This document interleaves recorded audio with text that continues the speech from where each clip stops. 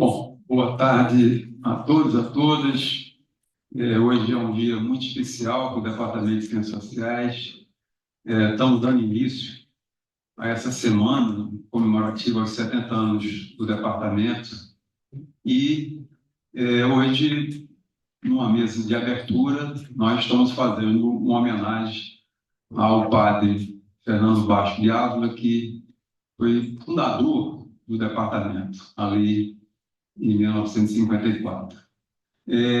Certamente a gente procurou hoje contemplar aqui nessa mesa e também num depoimento que vocês vão ver em vídeo, algumas pessoas que certamente, enfim, ou conheceram o Padre Ávila, como o professor Domício Proença, ou outras pessoas que terminaram tendo a sorte de ler sobre o Padre Ávila, conhecer esse estudioso, né, um intelectual que tem uma passagem importante na Academia Brasileira de Letras e, claro, aqui na PUC do Rio. Eu queria só fazer uma menção rápida aqui, antes de dar início, de que foi realizada uma entrevista em 28 de novembro de 2006. Naquela época, o Padre Ávila ainda estava vivo, e no primeiro número nosso, da revista Desigualdade e Diversidade, revista de Ciências Sociais, que ainda continua no nosso departamento, ele terminou concedendo uma entrevista que, naquela época, ela terminou com dois entrevistadores, o professor Eduardo Raposo e a professora Sônia Giacomini, né? E eu me lembro que nessa entrevista que eu estava relendo hoje, existem duas passagens que eu acho que é importante, que mostram um pouco o perfil do Padre Ávila. Ele dizia, em certo momento da entrevista, achava que devia educar para ser diferente, para acabar com o contraste social. Como uma minoria pode se apropriar de tal maneira dos bens a ponto de deixar a maioria numa situação social de penúria? Esse grande contraste foi o que motivou minha vocação para a ação social. Descobri também, nessa entrevista, que ele tinha muita afinidade com o intelectual nordestino, que certamente tem muita influência na minha própria formação, que é o Celso Furtado. Por várias vezes nessa entrevista, ele cita o Celso Furtado, inclusive, ele procurou publicar um pequeno ensaio dentro de uma chave que era muito discutida na época pelo próprio Celso Furtado, subdesenvolvimento e desenvolvimento, uma introdução ao problema do desenvolvimento econômico. Foi um ensaio publicado pelo Padre Ávila ali em 1963. Para concluir, esse breve comentário, é dizer que o Padre Ávila, certamente, e aqui a minha querida Maria Alice vai falar desse sociólogo, que inclusive teve importância na própria criação dessa profissão, ele também foi assessor, né, da CNBB, fazendo o que hoje a gente chama de uma análise conjuntura, né? Coincidentemente, eu, enfim, por indicação da universidade, eu hoje faço parte desse grupo de análise conjuntura da CNBB e, durante muito tempo, o Padre Ávila teve esse papel. É claro que é um intelectual que tem sempre a preocupação com a questão da doutrina social da Igreja Católica, de acompanhar todo esse processo aí, a partir dos anos 50, regime militar, e depois, e que, sem dúvida nenhuma, hoje eu acho que os depoimentos aqui vão mostrar a relevância do pensamento dele nos dias de hoje. A gente tem agora, inicialmente, um depoimento de Joaquim Falcão, esse eminente jurista, que vai falar um pouco do Padre Ávila. Depois eu vou dar sequência aqui à mesa, então peço que a gente possa ouvir o Joaquim Falcão, que certamente foi aí contemporâneo do Padre Ávila. Eu gostaria de estar aí com vocês hoje, na homenagem ao Padre Vasco de Ávila, mas não foi possível, não estarei no Rio de Janeiro, não estou no Rio de Janeiro. Mas queria atender ao convite honroso que o Padre Anderson fez, para dar um simples depoimento. Eu me formei na PUC de 61 a 66. Tempos difíceis, tempos muito difíceis. A política invadia tudo. Era uma mobilização geral. Padre Dávila é um líder através do movimento solidarista universitário, MSU, origem do Padre Lebré, na França, e que ele, a partir do departamento de sociologia, ele comandava aqui um grupo, inspirava de alunos do qual eu fazia parte, eu e vários outros, o Sérgio Pinheiro, Bárbara Schaffman, enfim, diversos. E nessa época tivemos, eu digo que é difícil, porque, por exemplo, nós tivemos o secretário-geral nosso do MSU, Raul Ferreira, foi assassinado pelos militares, Márcio Forte, né, um colega. Mas era um pensamento democrático, o MSU é solidariedade, e contrastava com os outros. Esse foi o meu primeiro encontro com o patriarca.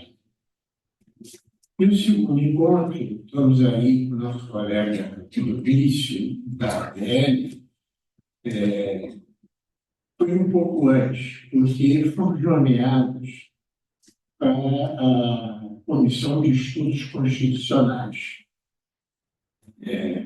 pelo presidente Sarney, que era uma promessa do presidente, então, quase presidente Tancredo Neves. Era uma comissão que preparasse um anteprojeto para a Constituição que depois veio em 88. Essa comissão era feita de 40 pessoas que eles chamavam de notáveis, como ensino criminal, e que, sem nenhuma ambição ou interesse específico, davam uma contribuição de um draft, um rascunho, um projeto que, pelo Tancredo, ele iria enviar depois ao Congresso.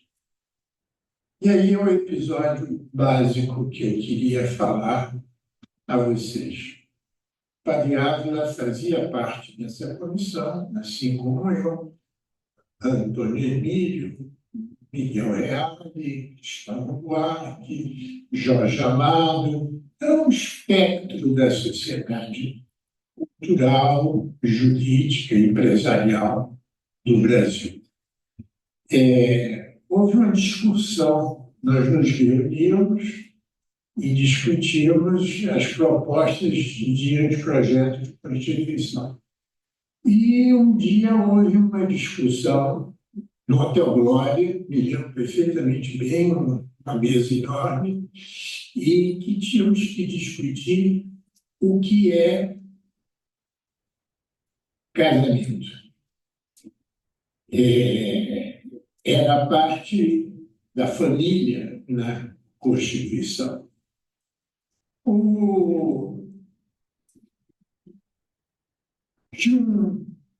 Tinha um pastor que eu não me lembro bem o nome. Ele fez uma proposta, éramos 30, e fez uma proposta dizendo que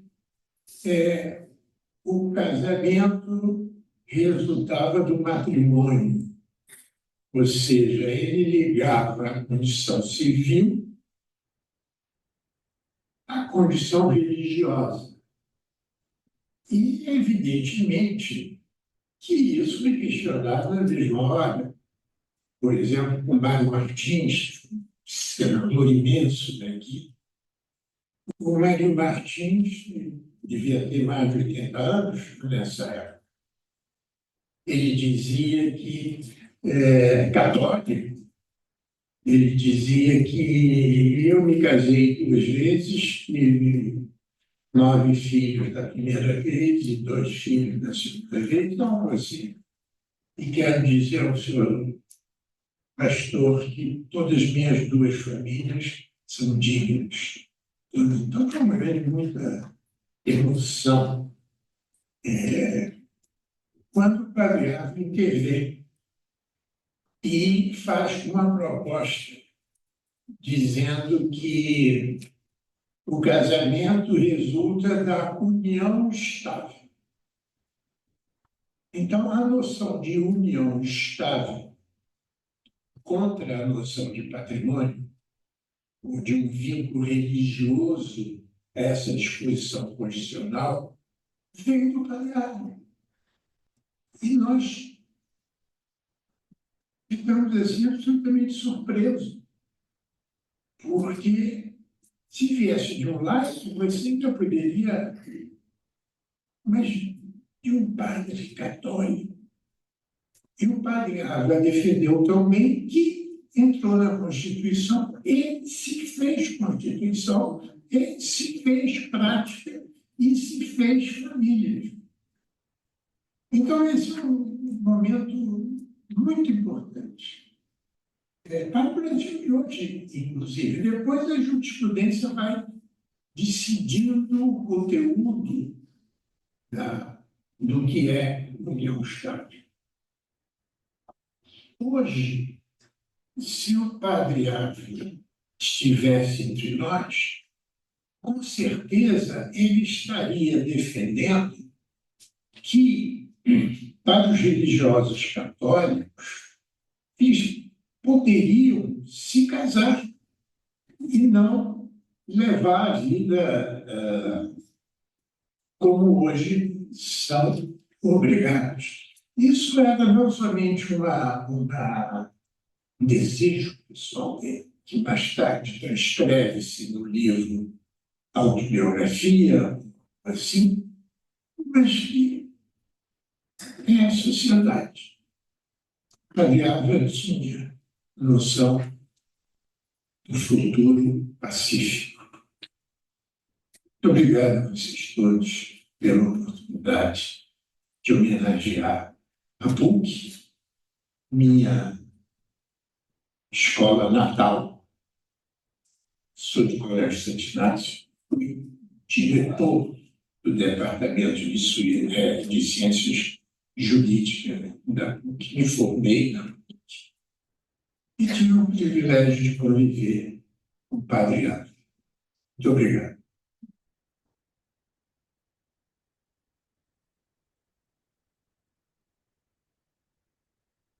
Vocês viram, a gente, de fato, né, fica a atualidade, ou a vanguarda, vamos dizer assim, do pensamento do padre Ávila.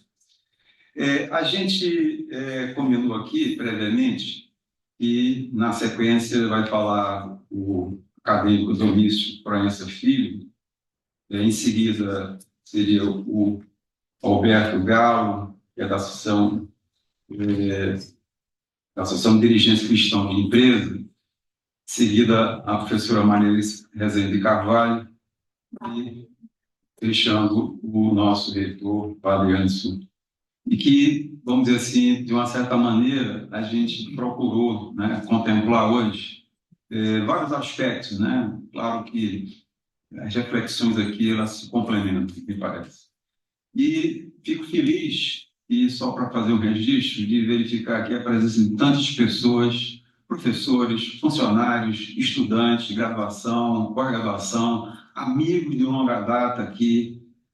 Acho que vale a pena o registro aqui do professor Luiz Roberto Cunha, professor Augusto Sampaio, em nome deles, saúdo todos aqui, amigos e amigas desse departamento, que certamente, ao longo de muitos anos, contou com grandes apoios. Então, passo aqui a palavra para o acadêmico Domício Proença Filho. Estava conversando com ele aqui antes de iniciar o nosso evento e queria chamar a atenção que ele foi professor da PUC Rio aqui em 1964, 1968, né? Teve certamente uma passagem muito importante no mundo acadêmico, principalmente na Universidade Federal Fluminense. Ele foi professor titular do Imperador Brasileiro e aposentado, mas depois de 38 de trabalho docente. Certamente já foi presidente da ABL, continua lá, ocupando a cadeira número 28. Então, com muita satisfação, alegria, eu passo a palavra para o professor Domício Proença Filho. Muito obrigado, senhor presidente da mesa, coordenador da mesa. Desculpe o erro de hierarquia, movido pela minha condição de professor. O presidente é o reitor. Senhor presidente e reitor, senhor coordenador geral dos trabalhos, né? E prezados colegas, eu ia começar tropeçando nas excelências, mas prefiro inverter a ordem e dizer boa tarde, magnífico reitor Anderson, boa tarde, prezados colegas de mesa, boa tarde, colegas de magistério, estudantes, sociólogos, presentes e futuros. Eu agradeço, inicialmente, em nome da Academia Brasileira de Letras, que aqui me cumpre representar, o honroso convite para participar dessa homenagem ao sempre lembrado e admirado Padre Ávila, que ocupou a cadeira número 15 da Casa de Machado de Assis, com o risco de falar depois do meu companheiro, colega de cadeira, praticamente, nas sessões da Academia, Joaquim Falcão. E também comemorar junto a oportuna passagem dos 70 anos do Departamento das Ciências Sociais da PUC do Rio. Digo porque, como disse o Papa Bento XVI, vivemos um tempo de relativismos. Oportuno e pertinente, porque todos sabemos, os sociólogos, sobretudo, e os historiadores, que este é também um tempo de crise de paradigmas. E a sociologia está aí para captar o presente, o passado e as influências do futuro que estão interligadas. Mas quero dizer também que a distinção da missão alia-se ao prazer, ao grande prazer de voltar à Pontifícia Universidade Católica, onde fui durante anos, como foi aqui acentuado pelo Ricardo, fui durante anos professor de literatura brasileira do Departamento de Letras, e não sei se sabem, onde lancei o meu primeiro livro.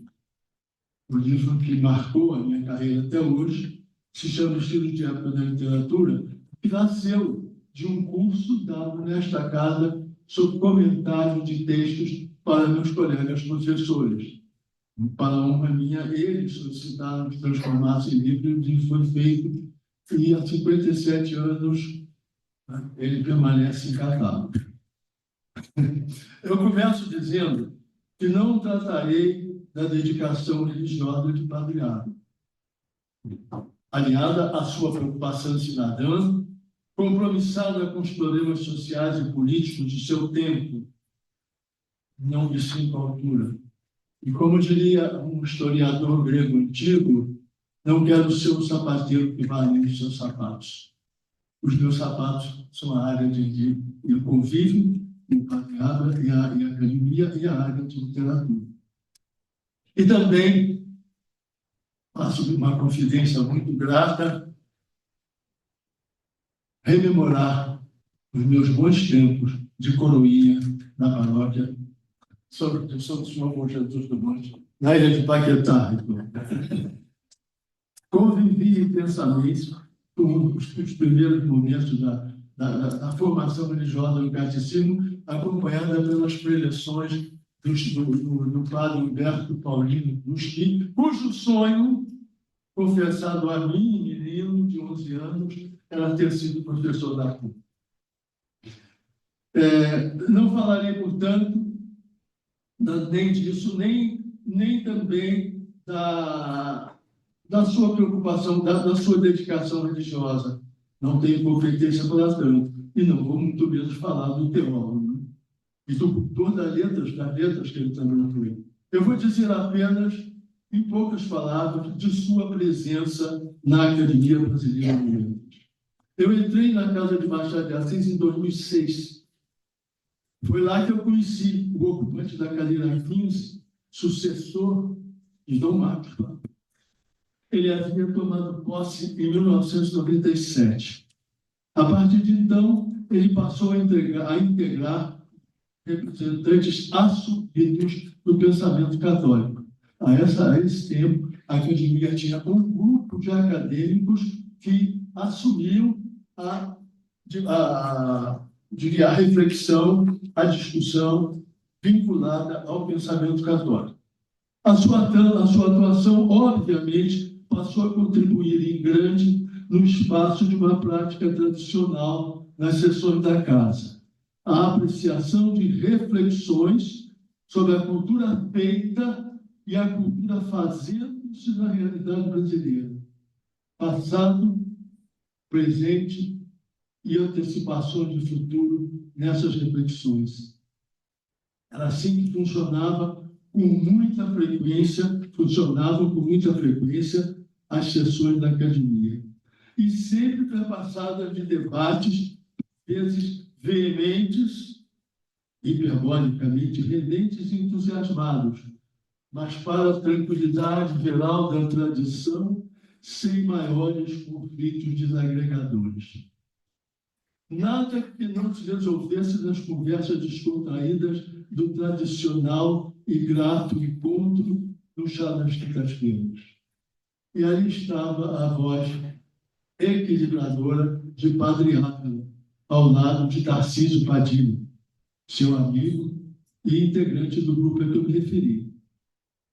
Até porque eu aprendi, nos 15 anos que já estou convivendo lá com os colegas, que uma das marcas da BL, desde sempre, é o cultivo da divergência na convergência.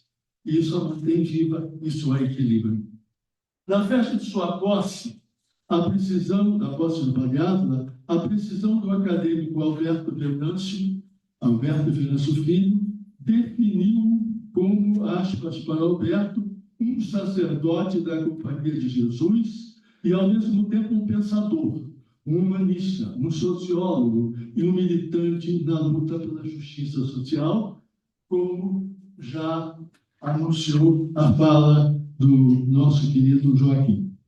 Eu me permito acrescentar, por mim testemunhado no curso Convívio com ele, interrompido pelo seu falecimento em 6 de novembro de 2010, esse convívio marcado pela afabilidade, a generosidade e o dinamismo que lhe eram peculiares. O homem afável pode ser atestado pelas pessoas que com ele conviveram e se evidenciava nos encontros da academia, seja nos debates do plenário, seja nos encontros do chá, que hoje já virou lanche. A generosidade que Hélio Jaguaribe qualificou como transbordante pode ser medida por um acontecimento, eu acho que pouca gente conhece, um acontecimento abrigado nas dobras do discreto, mas que era do conhecimento de todos os integrantes da casa. Padre Ávila não desconfiava que nós sabíamos disso. Eu vou revelar. Sabe, que por determinação regimental, por favor, determinação regimental, a academia destina aos seus integrantes que compareçam às sessões uma, no regimento, cédula de presença, entre aspas, remuneradora de assiduidade, trabalho e atenção, que passou a ser conhecida como jeton. Uma observação imediata, eu estou na Academia Brasileira de Letras, cuja cláusula pétrea dos estatutos é o culto da língua e da literatura nacional. Então, eu vou ter que fazer essa observação com perdão do meu veso didático, antes que algum reparo na academia viralize na internet. Se viralizar na internet em termos de subjetividade, a academia vai fechar. Não nos esqueçamos de que alguns estrangeirismos costumam coletivizar-se e incorporar-se à nossa língua portuguesa. Afinal, sabemos todos quem faz a língua é o povo. E o povo escolhe certas palavras, passa a utilizá-la e cabe aos gramáticos, aos estudiosos de linguística registrarem verificarem a frequência, verificar o estado da deriva, e não tem jeito, incorporam. Senão, nós continuaríamos a dizer no Topé de Futebol Clube até hoje. O cumprimento dessa cláusula regimental ela é concretizado em espécie nas sessões, no final das sessões, ela é distribuído num envelope branco de tamanho adequado às cédulas. Pois bem, Padre Ávila, o reitor da sua residência, ia esvaziando gradativamente o citado invólucro ao final da sessão e, ao final do seu percurso, livre de todo o conteúdo. Ele distribuía nota por nota aos pedintes de rua que se espalhavam ao longo do percurso. E aconteceu um fenômeno curioso. Dizia-se que a prática, por sua regularidade, acabou privilegiando sempre os mesmos beneficiários, os donos dos pontos, conhecedores, inclusive, da faixa horária em que se dava o seu retorno, todas as quintas-feiras. Ele viu o fulano parado e entregar uma nota, em geral, uma nota de R$50 naquele tempo, para cada um.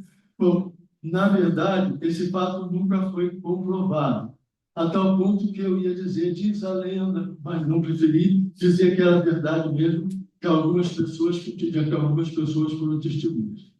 Eu volto aos espaços acadêmicos em que se evidencia o seu dinamismo aliado à profundidade do seu conhecimento. A ABL, ao longo dos seus 127 anos de existência, sempre acompanhou a dinâmica do processo cultural em que ela se insere. Nas múltiplas instâncias desse processo, um dos princípios norteadores de sua ação tem sido a conciliação, como eu disse, entre as várias manifestações culturais que vão se verificando. Ao fundo, a conciliação entre tradição e mudança. Talvez seja uma das razões da sua permanência e atualidade. A atuação de Padre Ávila, com sua visão aberta, situava-se entre os acadêmicos que contribuíam com excepcional desempenho para assegurar esse propósito. Nas instâncias destacadas, se pode afirmar dele o que Amadeu Amaral, um estudioso de língua forte, autor do dialeto caipira, atribuiu ao padre Arthur Antônio Vieira. Como ele mesmo, o padre Ávila, citou na BL, na sessão de 27 de novembro de 1997, comemorativa dos 400 anos de nascimento do notável orador sacro. Eu vou privilegiar agora as palavras de Padre Ávila, pequenos trechos para dar uma ideia da atuação efetiva dele na academia. Palavras de Padre Ávila. A vida dos grandes homens não termina com a morte do corpo. Eles continuam a viver e a agir, incorporados ao patrimônio das aquisições humanas, modificando ideias e ações, guiando inteligências e latejando até por uma Eucaristia estranha na própria substância dos espíritos que os devoram. Repare-se, o texto amplia o conceito grego de mortalidade aplicado aos seres humanos.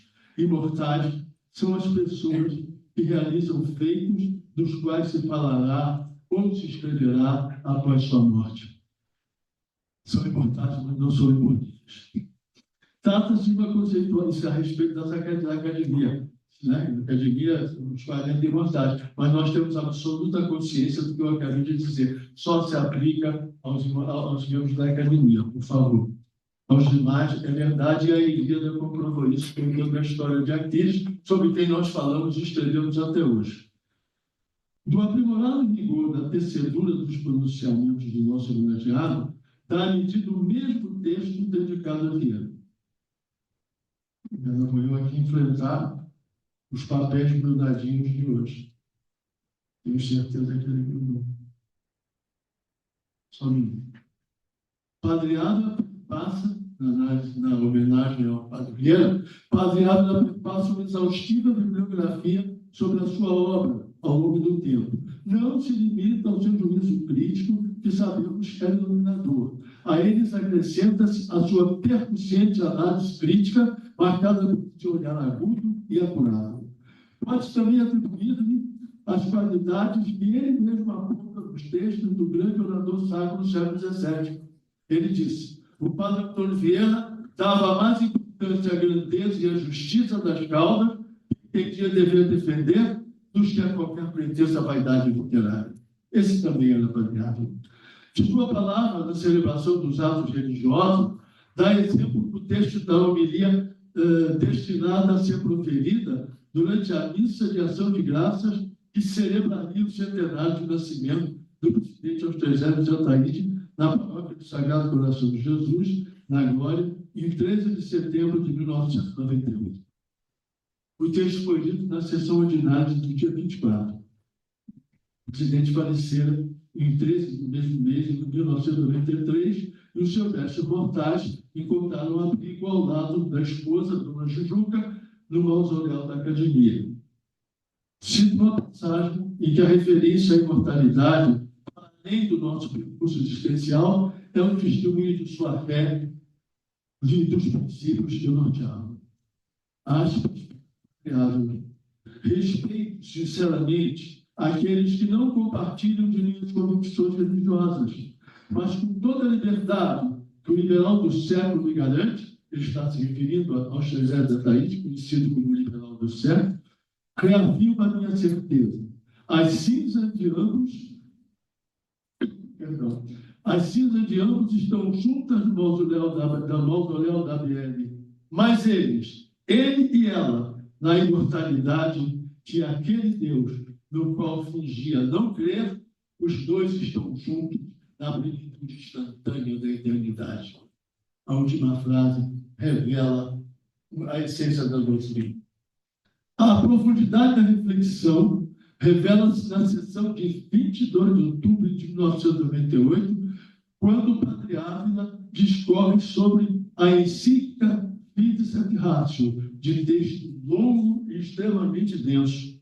O padre Ávila, desde o começo, adverte: o texto é a sincera e sofrida constatação do desencontro entre o esforço ascensional da racionalidade, o fruto da rácio, e o dom gratuito que desce do alto, o verbo, o logos, que se revela e se insere na história, o dom da fides.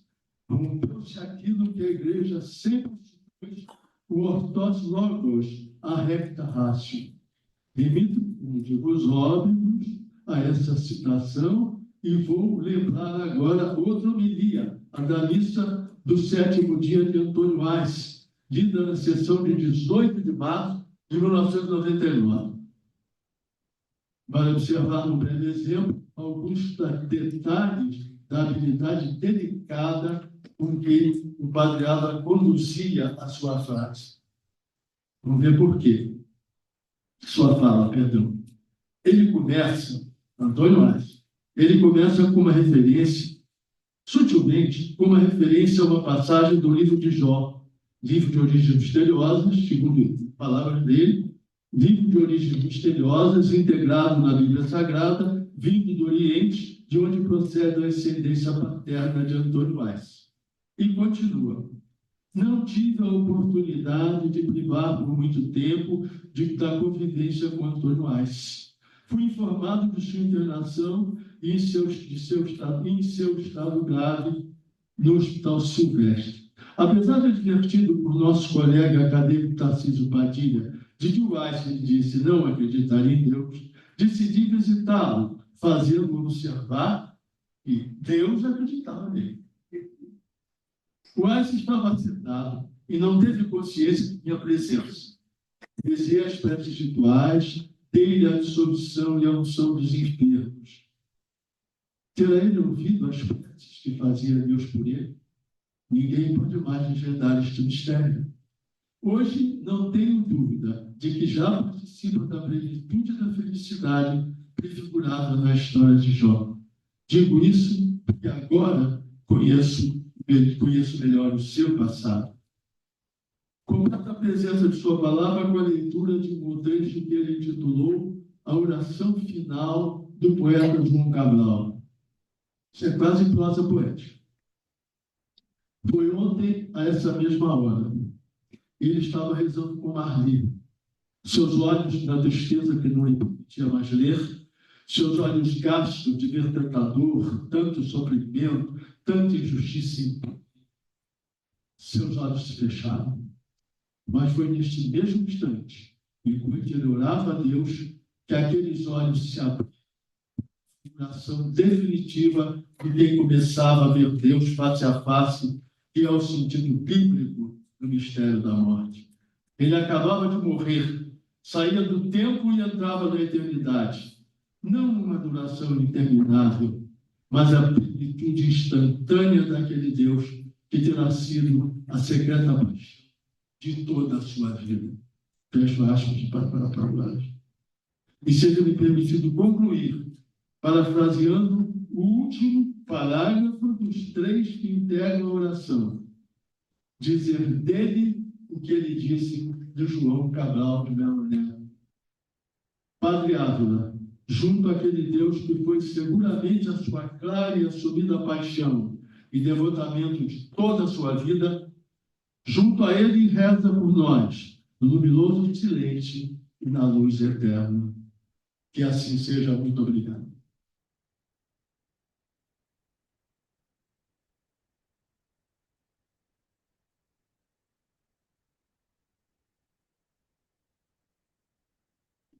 Bom, vamos dar sequência, então. Vou passar a palavra agora para o Alberto Galo, que é presidente da Associação de Dirigentes Cristãos de Empresa, e que, numa parceria com a editora da PUC, fez aqui o relançamento desse livro, do Paliável Solidarismo, e certamente depois a professora Maria Alice Carvalho vai poder falar um pouco mais sobre ele, né?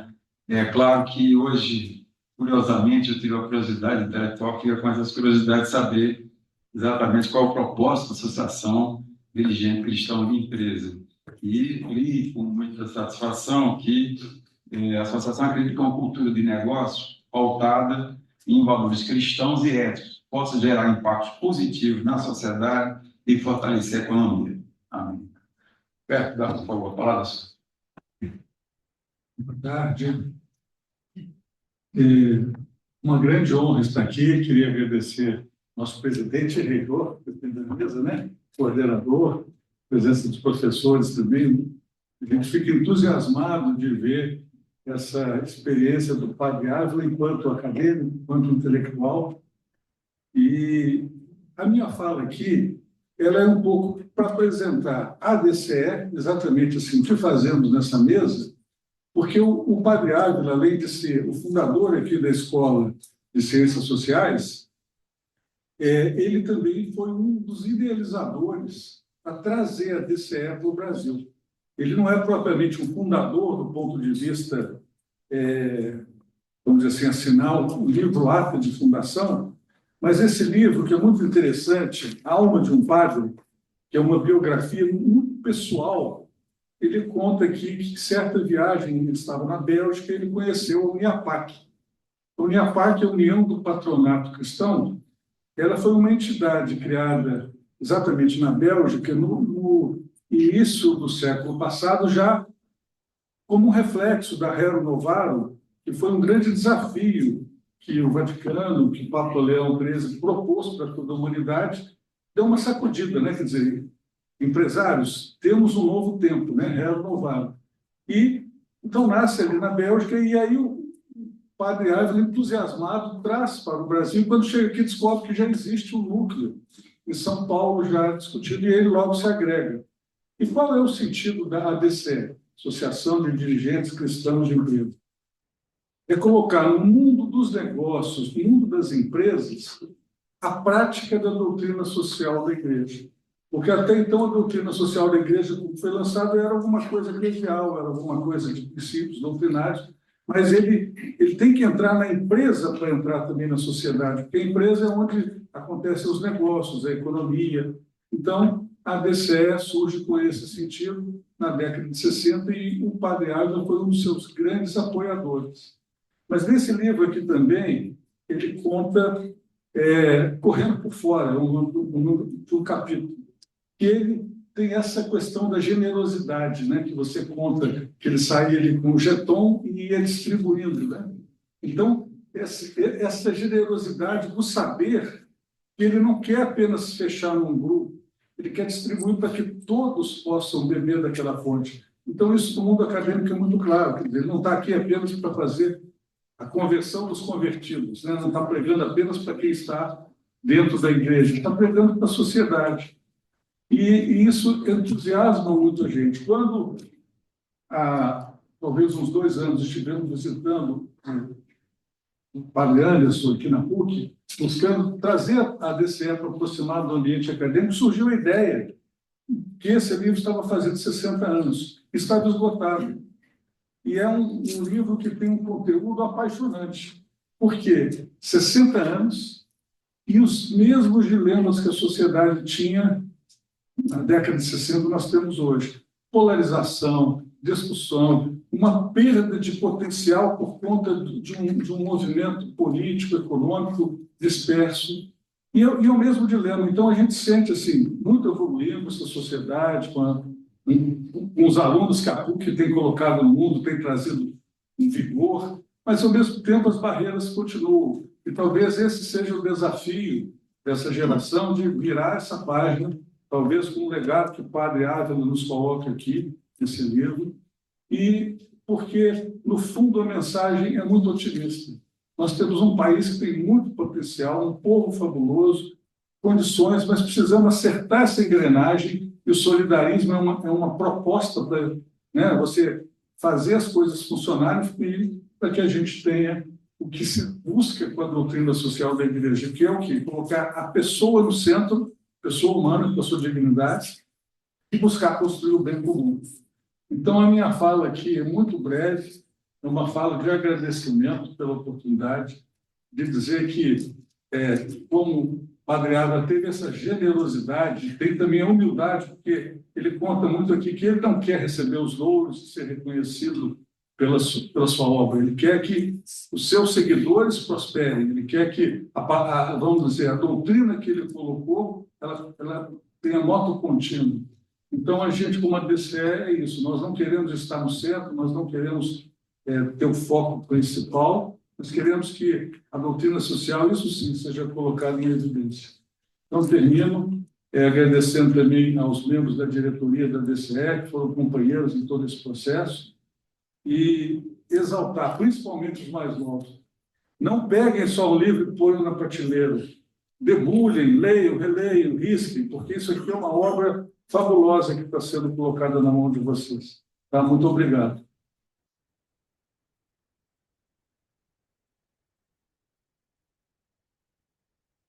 Queria lembrar que esse livro, né, essa reedição comemorativa, ele está sendo distribuído aí gratuitamente. Alguns de vocês já, né, pegaram e, quando a gente terminar aqui esse evento, vai estar sendo distribuído aí logo na entrada, né? Bom, agora, com muita alegria e certamente satisfação, vou passar para a professora Maria Rezende Carvalho, que fez o prefácio do livro. O livro também tem a orelha aqui, foi escrita pelo professor Marcelo Burgos, nosso diretor, contou com a introdução do Alberto Galo, e tem aqui na contracapa uma menção aqui do Padre Antônio Pedrosa, nosso reitor aqui da PUC. Então, passo a palavra para a professora Maria. Boa tarde a todas e todos. Cumprimento os membros dessa mesa. Eu vou me valer para nomeá-los da ordem de exposição, já que houve alguma controvérsia também. Então, doutor Proença, doutor Galo, além do meu colega, professor Ricardo Ismael, e professor Padre Anderson Antônio Pedroso, também doutor e nosso atual reitor. É claro que é uma tarde de festa, é uma alegria e uma honra participar com os senhores dessa mesa, que dá início aos trabalhos que celebram os 70 anos do Departamento de Ciências Sociais. Eu penso que vale começar com um brevíssimo registro pessoal, que é o seguinte: eu estudei na PUC na primeira metade dos anos 70, portanto, uma década após aquela referida pelo professor Joaquim Falcão. Joaquim Nabuco. Joaquim Nabuco não estaria aqui. Provavelmente. E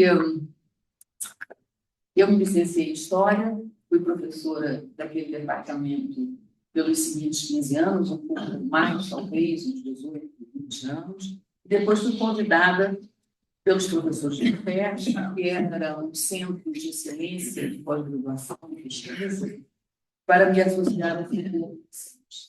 O UPERJ, por sua vez, havia sido criado antes do Mendes de Almeida, intelectual católico, como sabemos, irmão, aliás, do Luciano Mendes de Almeida, e do qual fizeram parte, na sua formação original, alguns amigos diletos do Padre Ávila, como, por exemplo, Hélio Jaguaribe, para citar apenas alguns. Mas o curioso é que, nesses dois ambientes católicos, durante todo o meu período formativo e os primeiros anos da minha atividade profissional, não me lembro de ter ouvido referências ao Padre Ávila, principalmente sobre a sua contribuição à sociologia brasileira. E hoje me parece muito estranho, porque ele, na verdade, é autor de uma obra volumosa, né? São 15 livros publicados, numerosos ensaios, conferências, artigos sobre temas variados, que abrangem da sociologia teórica à doutrina social da Igreja. Então, isso é uma fase curiosa da minha formação, que eu passei por diferentes momentos e instituições sem ter notícia da obra sociológica do Padre Ávila. É claro que a figura do Padre Ávila era uma figura pública, não todos conheciam, mas a obra sociológica dele passou desapercebida.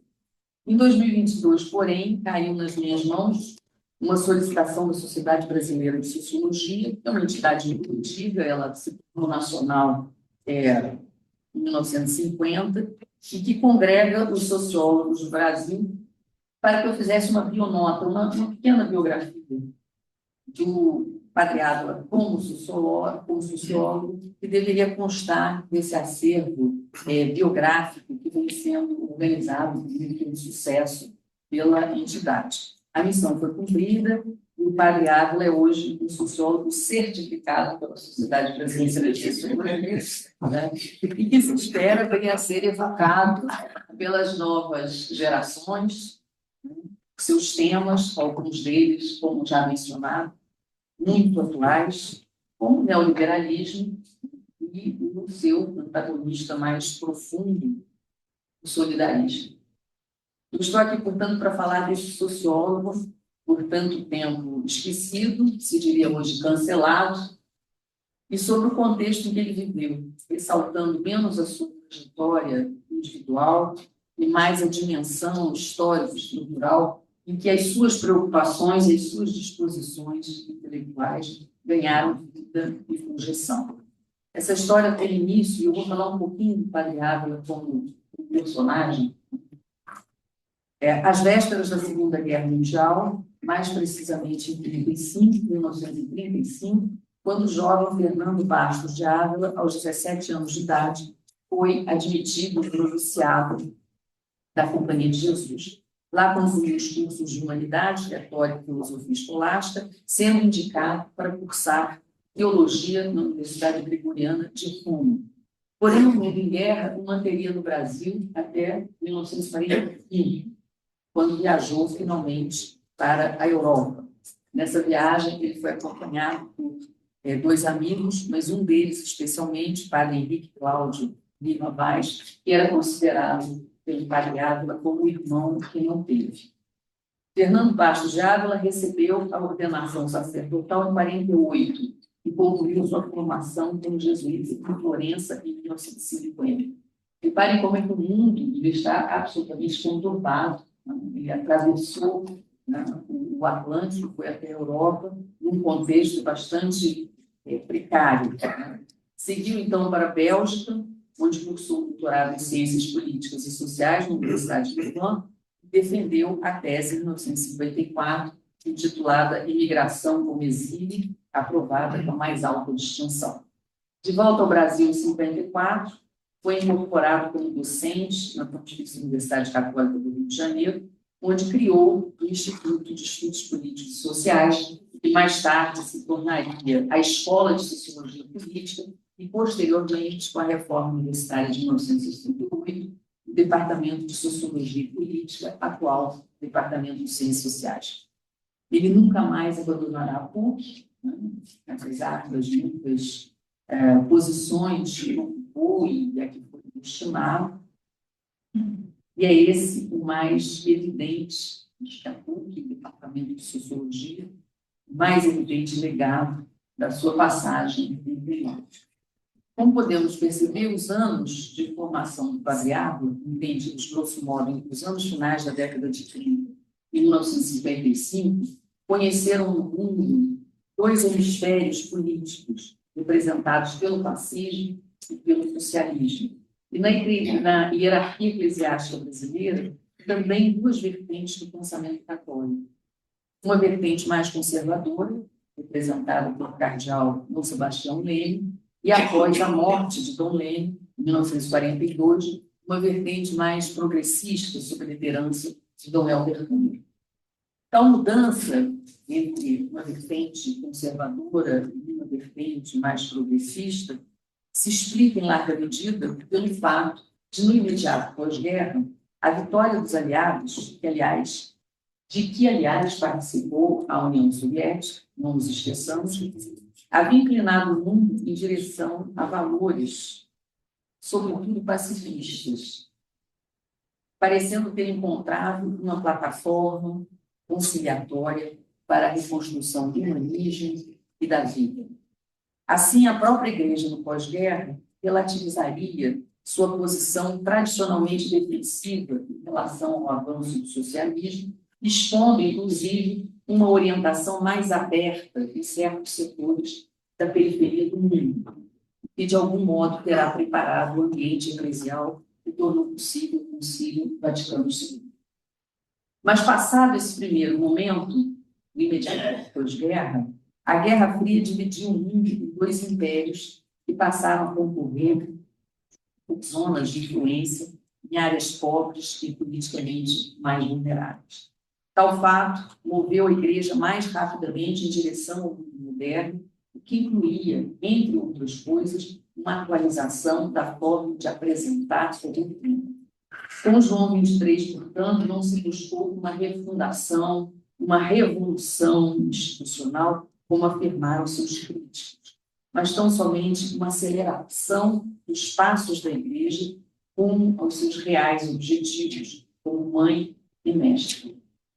Em 1986, Fernando Bastos de Ávila e Pierre Rigaud publicaram um livro intitulado Fé Cristã e Compromisso Social, no qual se lê, eu cito: com João XXIII se inaugura uma fase decisiva na evolução do pensamento social da Igreja que o insere no âmago dos grandes problemas do mundo contemporâneo. A Igreja, enfim, mirava os problemas de sempre, porém com uma mentalidade diferente, com uma nova sensibilidade para lidar com as crescentes carências materiais do mundo. Fecho a citação. A perspectiva de João XXIII era, de fato, dar continuidade à encíclica Rerum Novarum do Papa Leão XIII, em que é tratada a questão operária. Só que, com João XXIII, se buscou agregar à questão operária mais duas novas temáticas de igual relevância. Em primeiro lugar, a questão agrária, e a seguir, a relação entre países desenvolvidos e subdesenvolvidos, e que, aliás, propiciou intuições valiosas acerca da cooperação internacional, da noção de bem comum e da concepção de desenvolvimento, que agora passava a congregar na instituição de variável economia e questão social. No Brasil, desde meados da década de 40, a esquerda católica, sob a liderança de Dom Helder Câmara, era a própria exemplificação do que se disse há pouco acerca da face mais aberta e progressista da Igreja na periferia.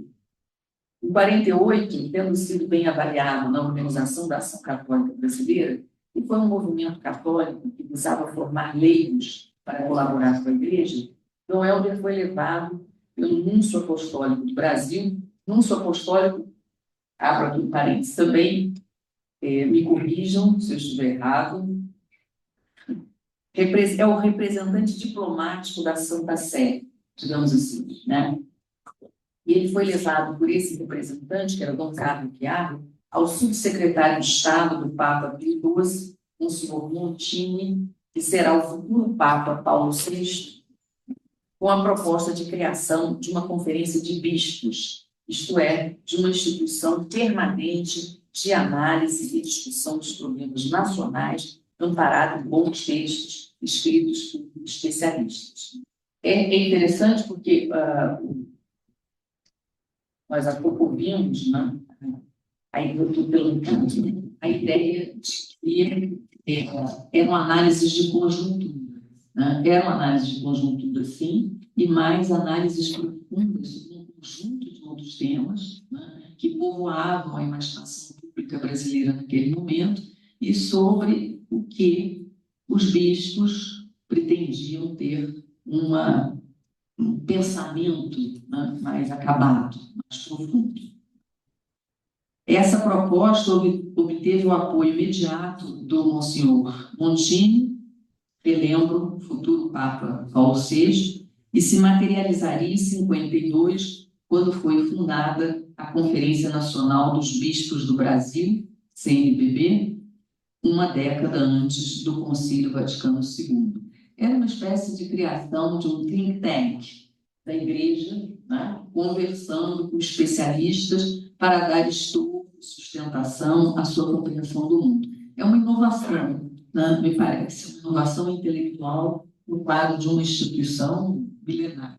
Né? Isso foi muito importante e partiu dessa nova igreja, né, de alguma forma, dessa igreja sob a direção que nós há pouco apontávamos. De fato, nos anos 50 e 60, se assiste uma aproximação de setores da igreja no Brasil às perspectivas do chamado desenvolvimentismo católico, inspirado no movimento Economia e Humanismo, de origem francesa, que provocou o deslocamento do tímido catolicismo de centro na política para o catolicismo, que era o catolicismo da democracia cristã, para um catolicismo mais vigoroso e um cristianismo de esquerda. Em 54, por exemplo, ano em que o Padre Ávila retornou ao Brasil, Luiz José Lebré, padre fundador do Economia e Humanismo, coordenava, sob os auspícios de Dom Helder, a primeira pesquisa sobre as possibilidades de industrialização do Nordeste para a superação do subdesenvolvimento regional. Isso é uma coisa também espetacular. Pouco depois, a CNBB organizou o primeiro Congresso dos Bispos do Nordeste, prenúncio das políticas regionais de desenvolvimento que o presidente Juscelino Kubitschek empreenderá.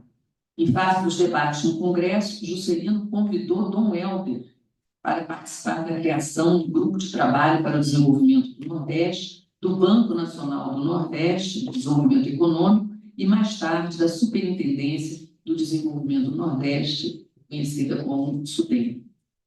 É daí que nasce também a aproximação com Celso Furtado, né? Voltados especialmente para o chamado terceiro mundo, os intelectuais do movimento Economia e Humanismo, movimento católico, defendiam o planejamento e a intervenção do Estado para a promoção da equidade social e do crescimento econômico, o que explica sua afinidade com a teoria do desenvolvimento da Comissão Econômica para a América Latina e o Caribe, a famosa CEPAL. Dom Helder e Lebré eram favoráveis a reformas estruturais, como, por exemplo, a reforma agrária, mas pretendiam contornar o acerramento de conflitos classistas, propondo, alternativamente, um pacto social pluriclassista de perfil solidário e comunitarista.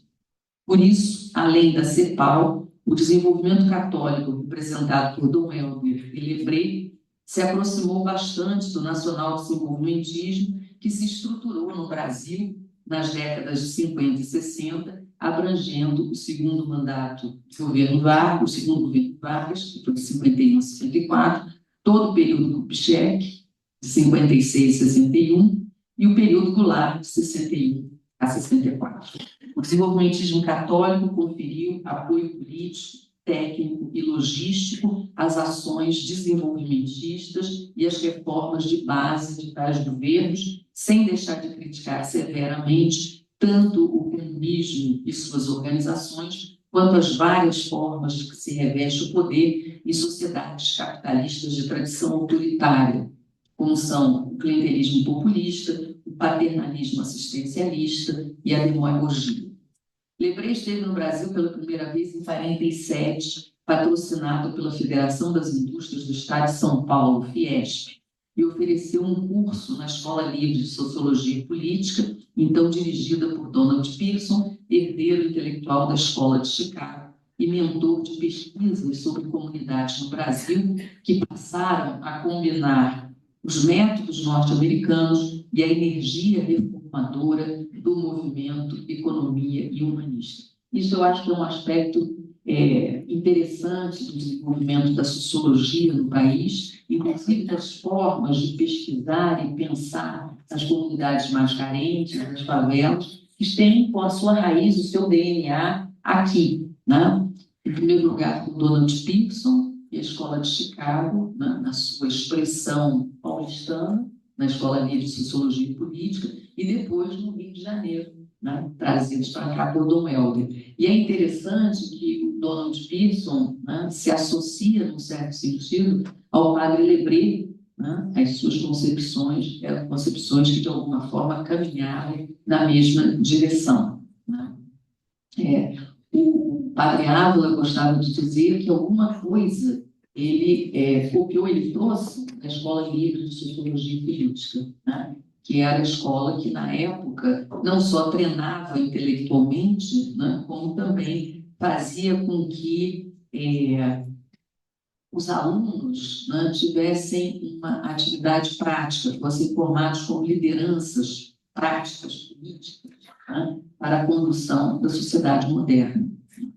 Apenas para dar um exemplo desse registro, né, o governador Carlos Alberto Carvalho Pinto, um dos governadores de São Paulo, que havia passado pela Escola Livre de Sociologia e Política, acabou criando, né, instituindo a FAPESP.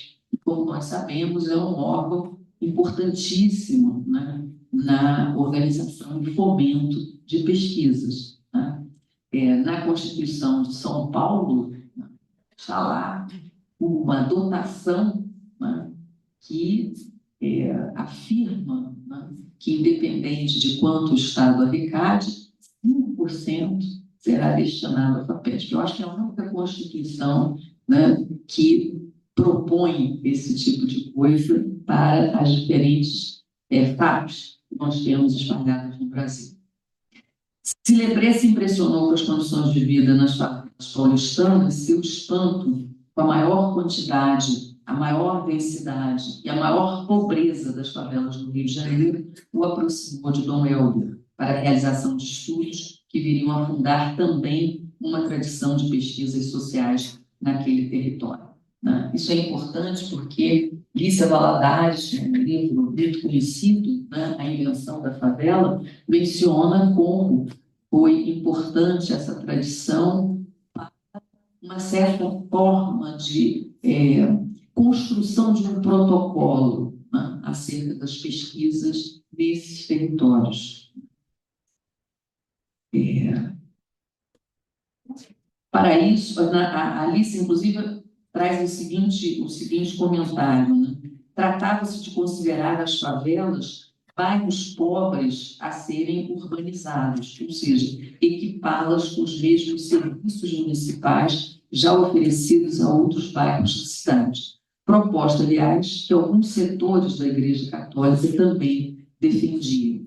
Mas, para isso, seria necessário que os moradores se organizassem associativamente, de modo a tornarem eficaz seu diálogo com a administração pública e as empresas fornecedoras dos serviços. Essa perspectiva de organização que conferiu voltagem política à população residente de favelas, o que desagradou a muitos. Em resumo, nos anos 50 e 60, a brasileira e suas formas de existir se tornaram presentes como temática e como desafio. em dois grandes maciços intelectuais: a Igreja Católica, em suas diferentes vertentes, instâncias institucionais, e a universidade, com seus grupos e diversas orientações intelectuais. Não raro, esses dois maciços se encontraram, potencializando seus recursos cognitivos, éticos e políticos em torno da noção de bem comum. A publicação da encíclica Mater Magister, em 1961, abriria um clarão de esperança num mundo machucado pela divisão e infundiria uma atitude de otimismo da Igreja para com esse mundo. Uma nova sensibilidade caracterizava a personalidade e o magistério de João XXIII. Padre Ávila retornou ao Brasil em meados dos anos 50, quando o país moderno ensaiava uma consciência de si através de diferentes lentes: a lente do terceiro mundismo, a do nacional desenvolvimentismo, a do desenvolvimentismo católico, a do comunitarismo, os planos reformadores de variados matizes e atores. Era um Brasil vigorosamente esperançado, confiante em um momento de alargamento de horizontes doutrinais. Foi esse provavelmente o sentimento que Padre Ávila experimentou.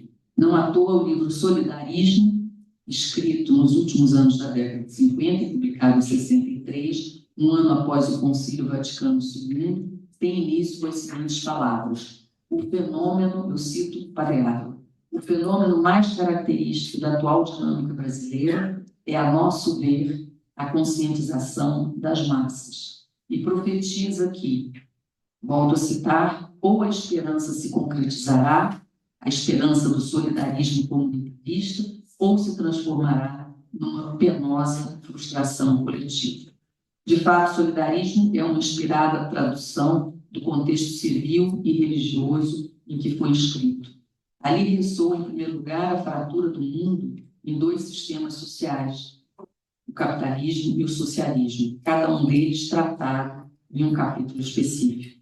No capítulo dedicado ao capitalismo, Padre Ávila se debruça sobre o seguinte paradoxo: como explicar que um sistema que emergiu como a solução racional e humana do problema econômico possa ser, na prática, o instrumento de tantas iniquidades? E a resposta é incisiva. Foi pelo desprendimento da atividade econômica de qualquer imperativo moral, pelo surgimento do individualismo egoísta e pelo absenteísmo do Estado na correção do desequilíbrio entre os que tudo possuem e a imensa maioria de despossuídos, que o capitalismo produziu uma ordem radicalmente anticristã. A crítica do Padre Ávila alcança também o socialismo, pois considera que nem sua doutrina, nem a política dela derivada seriam compatíveis com a consciência cristã, mas valoriza, aspas, o socialismo meramente econômico, em que se observa a primazia do social sobre a pessoa, realizando-se através da coletivização e do planejamento. Sobre esse aspecto do socialismo, Padre Ávila considera que não haveria uma divergência insuperável em relação aos preceitos da Rerum Novarum, caso, e essa é a ressalva, essa forma de economia socialista visasse efetivamente a consecução do bem comum. Em outras palavras, há um capitalismo e um socialismo no mundo, e a renovação social no Brasil pode e deve conhecer um caminho diferente das alternativas que se apresentam no pós-guerra. Finalmente, a última parte do livro é dedicada ao esforço de construção de um sistema político, social e econômico condizente com as exigências cristãs, é o chamado solidarismo comunitário.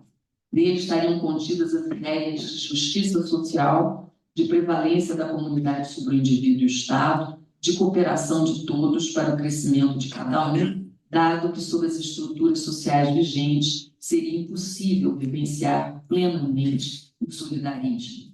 Ele se apresentaria, na atualidade, como um protesto que se traduz num programa de reformas, num reformismo radical. E conclui, abro aspas, o trabalho é árduo, mas sua chance histórica é poderosa. É irresistível, porque o solidarismo é o ideal a que confusa e inconscientemente aspiram todos aqueles que anseiam por um Brasil realmente democrático e cristão. O Brasil, como sabemos, os anos que se seguiram à publicação do Solidarismo não foram doces. E isso talvez explique o esquecimento circunstancial do livro. Mas nesse livro há ensinamentos que o tornam efetivamente contemporâneo. São 3, pelo menos. Em primeiro lugar, crítica às polarizações irrefletidas e a necessidade de um caminho que, pela reforma ético-política da sociedade, dê passagem aos nossos planos mais generosos de construção de uma vida boa e solidária. O segundo ensinamento é a certeza de que a ciência, a pesquisa e a universidade devem se abrir à sociedade, se comprometer com ela e materializar objetivos voltados ao bem comum. A maior arma de organização da sociedade para uma vida autônoma e solidária é, para o Padre Ávila, o conhecimento. E, finalmente, o terceiro ensinamento consiste em tomar a esperança como uma prática que, junto com a ciência e a solidariedade, refunde permanentemente o mundo. Esse é o DNA do nosso Departamento de Ciências Sociais, que completa 70 anos. Que venham os próximos 70.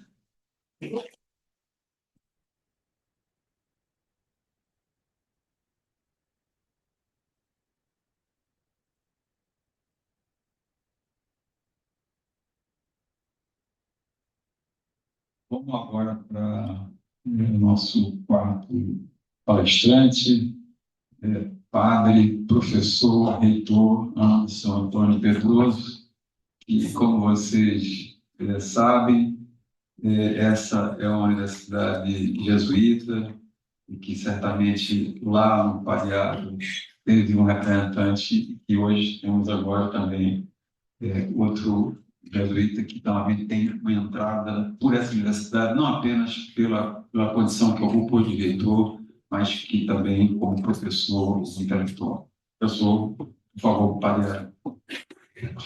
Boa tarde a todos. Quero, então, agradecer as palavras tão gentis e, em primeiro lugar, saudar todos que estão à mesa. Primeiro, Domício Coença Filho, que teve palavras tão bonitas e bastante profundas sobre o Padre Ávila, nos trouxe assim, quase que nos fez imaginar assim, muitas cenas, né, da vida, trajetória e o Geton. Né? Talvez hoje o Geton não seria suficiente, mas eu conheci essa história de fato muito bonita, essa presença do Padre Ávila, né, que se estende, né, pelas ruas do Rio, e eu acho que é paradigmático, né, como ele viveu esse período da sua vida, e finalmente com a ABL, o último período, que foi também tão fecundo. Agradecer também as palavras do Alberto Galo, que está aqui, que realmente esse livro algo fundamental, acho que relança, nós conversamos, tinha até esquecido, mas de fato foi naquela tarde, conversamos, e é muito importante, inclusive foi citada aqui a companhia, para a presença da Companhia de Jesus na universidade. Né? Eu vou falar um pouco sobre isso. A PUC-Rio, no seu DNA, ela tem a presença da Companhia de Jesus, e o Padre Ávila realmente é alguém que nos ajudou muito a compreender isso, e a materializar também. Também agradeço, então, a professora Maria Alice de Carvalho, né, trouxe para nós toda uma década, né, de presença da igreja, figuras históricas, né, e também o drama. Né, eu acho que eu entro aqui no drama do catolicismo. Estudei na França, em Paris, e existiam teses já sobre o desaparecimento do catolicismo, da esquerda católica. Drama que também nós podemos compartilhar hoje. Né? Desaparecimento de uma esquerda católica que teve sua função fundamental na redemocratização do país, até antes disso, né?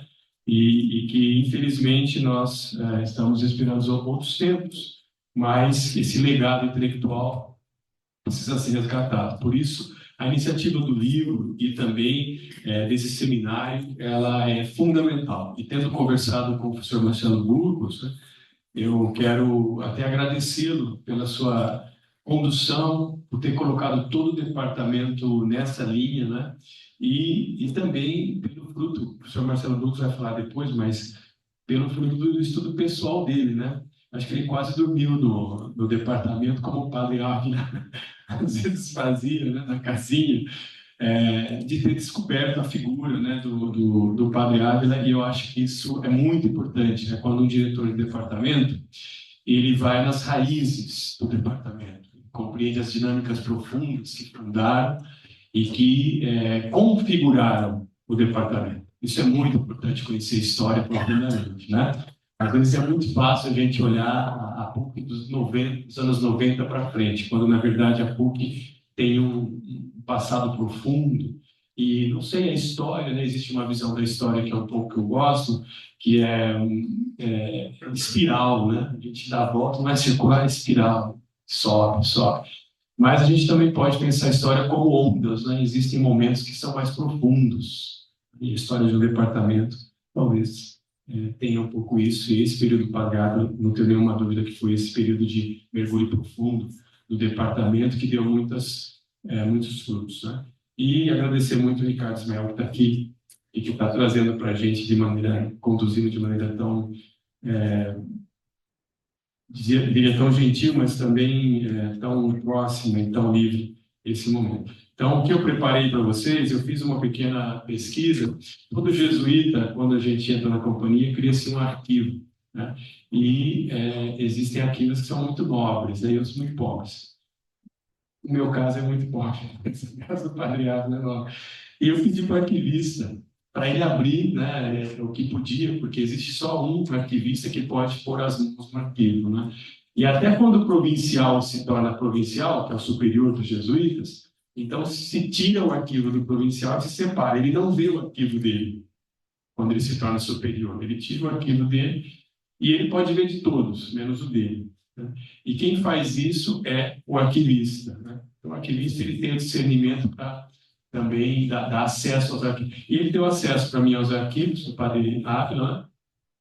E, claro, tem coisas interessantíssimas, né? Ele mesmo falando sobre a vida dele, e eu acho que isso me deu assim, bastante interesse, né? Sobre o personagem que é o Padre Ávila, né? Ele fala coisas interessantíssimas. A professora Maria Alice já comentou um pouco, então eu vou pular essa parte, mas eu gostaria de ler rapidamente, eu acho que é muito bonito, porque ele fala quando ele entra na PUC 54, né? Depois de toda a formação que ele teve, ele fala coisas bonitas, né?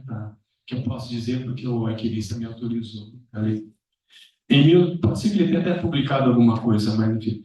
Em 1954, voltava para o Brasil, diz Padre Ávila, onde começaria uma nova etapa de minha vida como professor da PUC. Na PUC, que ainda funcionava na rua São Clemente, fui incumbido de dar cursos de sociologia, dispersos nas diversas faculdades. No ano seguinte, já instalado no campus da Gávea, fundei a Escola de Sociologia Política, que ainda funcionava sob a direção do professor Eduardo Raposo. A escola era pequena, com pouco mais de 100 alunos, mas nela se formaram figuras ilustres, hoje com presença marcante no cenário político, empresarial e principalmente no magistério. Conseguimos, inclusive, reconhecimento oficial da profissão de sociólogo. Então, bonito. E ele conta também dessa volta, né? E o primeiro ponto, a volta do Padre Ávila, de volta para o país, depois de ter passado por tantos lugares, uma formação clássica de um lado, de outro uma abertura para o mundo, o privilégio de ter vivido na igreja, naqueles momentos do concílio, né, prévios ao concílio, mas ele bebeu de toda uma teologia chamada lá no Velho Teologia, que foi uma teologia muito voltada para os padres da igreja, uma teologia que foi para trás, né? Toda a renovação da igreja, toda a renovação da igreja católica é uma volta ao original, né? E às vezes a igreja dá um salto para trás, né? Original, raiz. E ela está sempre buscando dar esse salto, né? Às vezes ela dá um salto e para na patrística, que é o período dos padres da igreja. Outras vezes ela dá um salto e vai até o evangelho. aí são saltos radicais, né? Como o Papa Francisco está dando. Né? E o padre Ávila, ele teve essa possibilidade de ser formado nesse momento muito rico da teologia católica, né? Muito bonito de abertura. Então, ele fala dessa chegada na PUC-Rio e departamento, desse momento, né, de acreditar no que é pequeno, mas que é potente. E ele fala também dessas suas viagens, de uma delas em que ele voltou com mais gente. Né? Então, a volta do Padre Ávila, ele volta para o Brasil cheio de ideias, cheio de experiências, né? Um homem muito habitado por questões. Né? Não creio que tenha sido um homem cheio de muitas certezas, assim, mas era um homem habitado por perguntas. Talvez é o que mais nos falte hoje, né? Principalmente, talvez, as novas gerações. Um homem habitado por perguntas, né? Por isso que ele não vacilou e não caiu em ideologias, porque ele estava profundamente e continuamente habitado por perguntas fundamentais. Quem tem perguntas fundamentais não se convence com as modas, né? Que vão aparecendo. E ele diz que ele voltou com mais gente. Entre os escolásticos, diz ele, contavam-me membros das 5 províncias da Itália, que então muitos não podiam voltar para suas pátrias destruídas ou ocupadas pela União Soviética.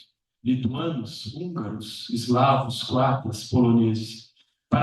Entre eles, bonito essa parte, consegui aliciar 2 para virem trabalhar no Brasil. Os padres Beico, húngaro, e Mvarak, croata, que dedicaram muito de suas vidas à nossa PUC-Rio.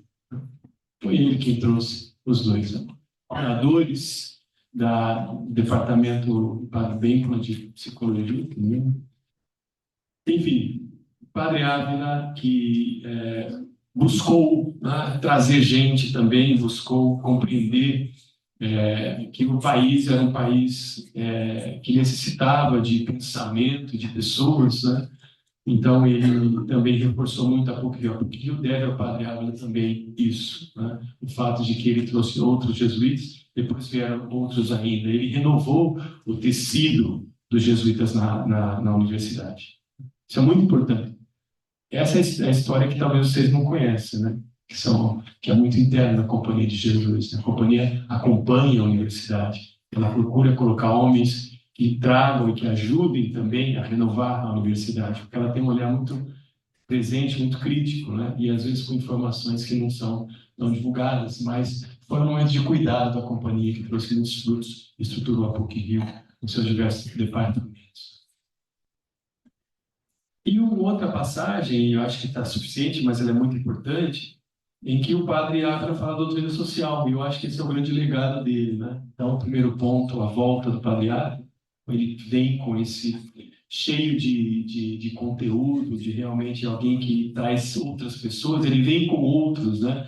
Ele vem para os outros, ele não vem como uma celebridade, ele vem como um homem que quer construir um profundo religioso jesuíta, um homem de uma grande profundidade, né?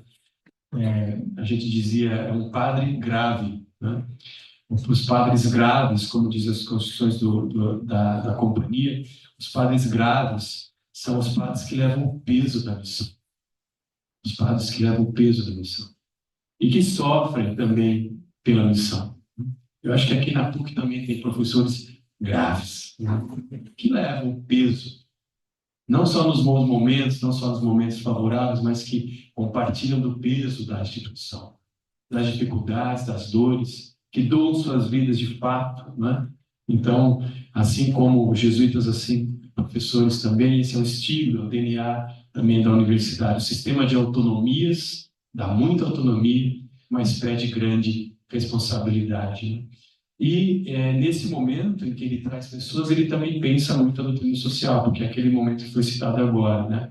Diz o Padre Ávila, foi então que procurei definir uma linha clara da doutrina social da Igreja, equidistante dos extremos do socialismo marxista e do capitalismo liberal, e publiquei um texto intitulado Solidarismo, recentemente reeditado como alternativa à globalização.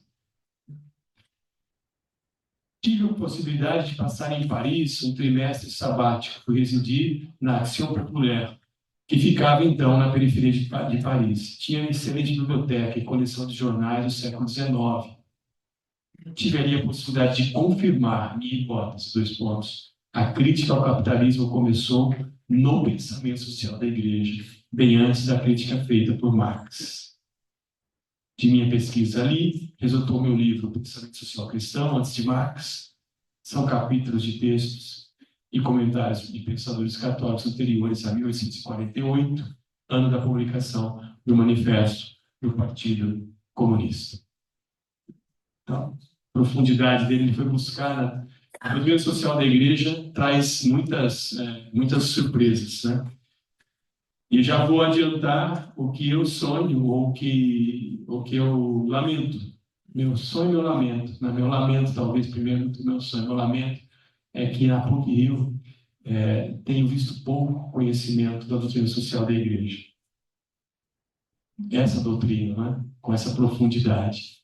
Tenho visto alunos que ainda não entenderam, estudantes que nunca tiveram a possibilidade de entrar em contato com isso.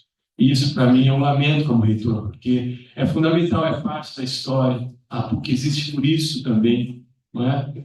E, às vezes, o pensamento passa superficial, porque os estudantes não tiveram essa oportunidade de entender. Se lerem os textos, mesmo que ninguém explique, se lerem os textos, vão estar convencidos de que eles fazem parte de uma grande tradição e que a Universidade Católica não é um lugar de convencimento, não é um lugar de doutrinação, ao contrário, é um lugar de profunda liberdade, de pensamento profundo, de pensamento engajado, para dizer uma palavra conhecida por todos nós, um pensamento profundamente comprometido com a transformação do mundo.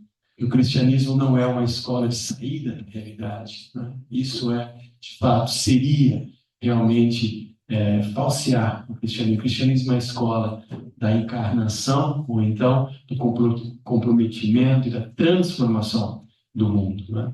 Então, lamento que a gente ainda não tenha conseguido. E a minha esperança é que a partir do Padre Ávila, a partir desse seminário, nós possamos reinaugurar uma escola de aprofundamento desse pensamento social da Igreja, né?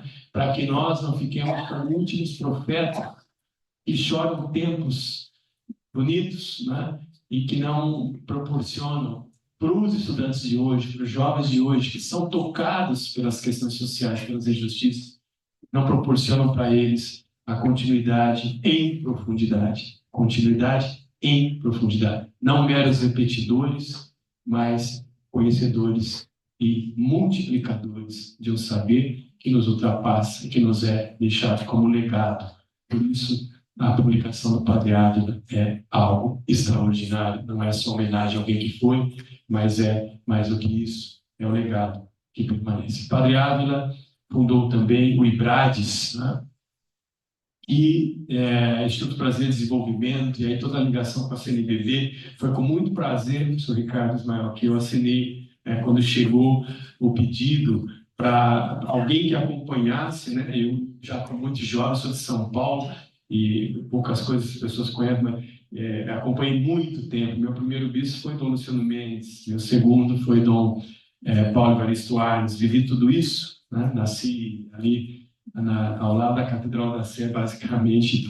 Minha vida foi muito ligada a isso, minha infância, né? E o IBRADES, né? Toda a análise de conjuntura sempre foi algo fundamental para a gente, né? Lembra? A gente esperava a saída da análise de conjuntura da CNBB e que hoje precisa ser revitalizada, né? Tenho conversado com o secretário-geral da CNBB e precisa ser revitalizada, precisa ser colocado nas mãos também dessa juventude que está sendo formada por vocês, né? Precisamos de olhares jovens sobre o país, né? E que ajude a Igreja a ter essa voz, né? A ser uma instituição que tenha, de fato, incidência social, relevância socioeconômica, política, de pensamento. E termino. O IBRADES ele foi transferido para Brasília e o Padre Ávila ficou no Rio, né? Então, o Padre Ávila que volta para o Brasil, o Padre Ávila trazendo gente, o Padre Ávila que pensa a doutrina social da Igreja, permanece aqui, o Padre Ávila que como alguém, como, não sei, talvez um comandante de navio que diz agora o barco vai e eu fico, né? E da margem contemplo. E ele termina dizendo assim: para a maior glória de Deus, né? A maior em glória, e o bem das almas, o pai provincial Francisco Iverno, aliás, um dos ex-diretores do IBRADES, decidiu transferi-lo para Brasília.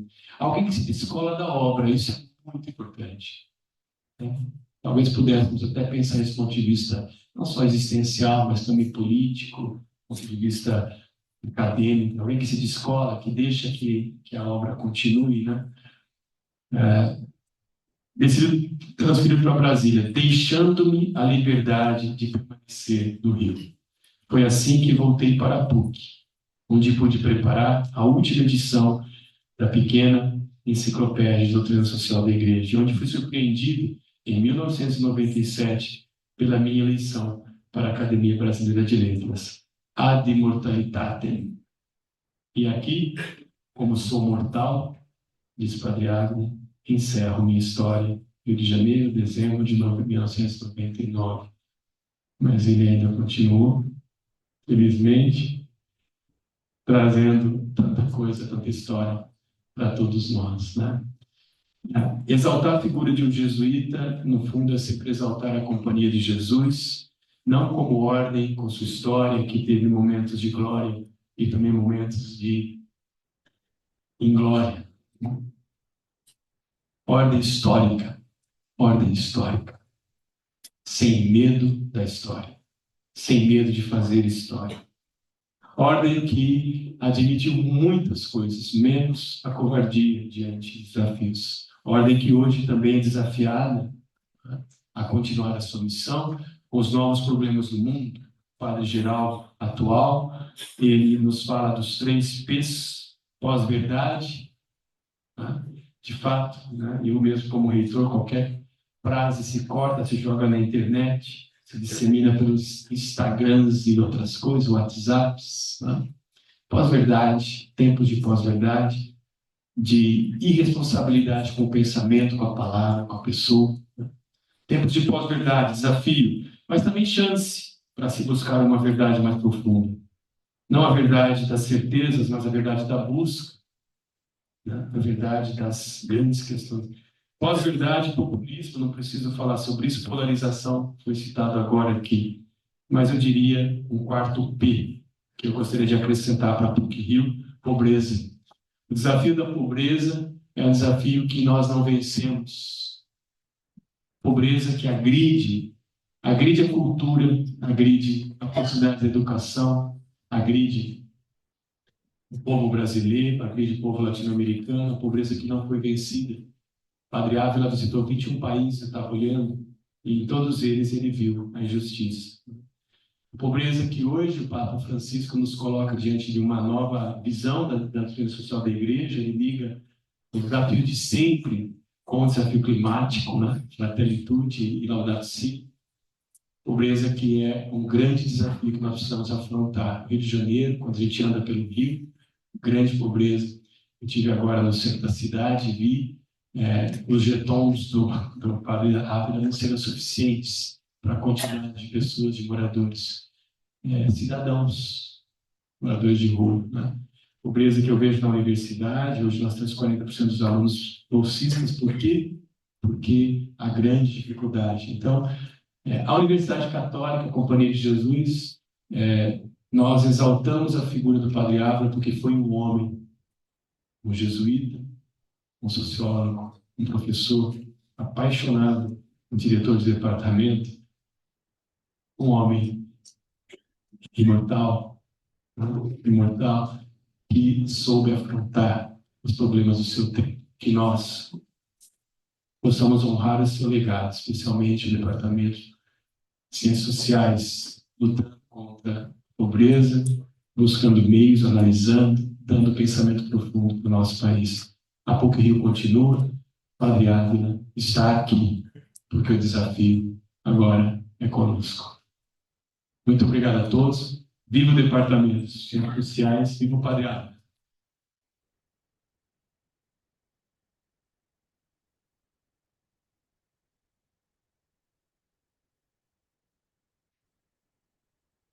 Gente, para encerrar esse evento, por favor.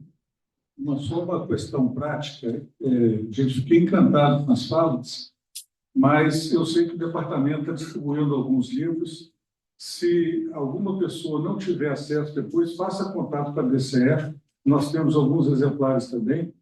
Tá? Então, podem localizar através do professor Marcelo Burgos ou pelo Instagram, @DCE Rio.